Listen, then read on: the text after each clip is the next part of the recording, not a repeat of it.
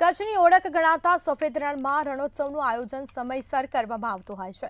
જો કે ધોરડોનો સરપંચ દ્વારા ભારપૂર્વક રટણ કરવામાં આવ્યું હતું અને આ કોઈપણ સંજોગોમાં આ વર્ષે પણ રણોત્સવ યોજાવાનો છે। મહત્વની બાબત તો એ છે કે રણોત્સવને લઈને છેલ્લા કેટલાક દિવસોથી બે એજન્સીઓ વચ્ચે આંતરિક વિવાદ ચાલી રહ્યો છે।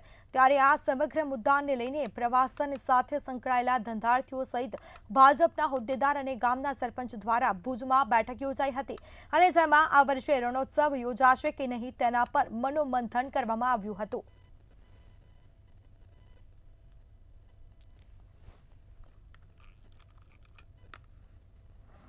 એનાથી ઓલ ઓવર કચ્છના હોટલ ઇન્ડસ્ટ્રી છે, ઘણા બધા જે ધંધાર્થીઓ છે એને ફાયદો થાય એના બાબતે ચર્ચા થઈ અને રણ પણ ટકી રહે। જે મેન છે એ વ્હાઇટ રણ છે, એ રણ પણ ક્યારે મતલબ એવું ન થાય કે રણ ધોવાઈ જાય, જેના ઉપર આટલો મોટો આખો ઓલ ઓવર કચ્છ જે એના ઉપર ડિપેન્ડ છે, તો એ હંમેશા ચમકતો વ્હાઇટ રણ રહે એના માટે પણ ચર્ચા થઈ।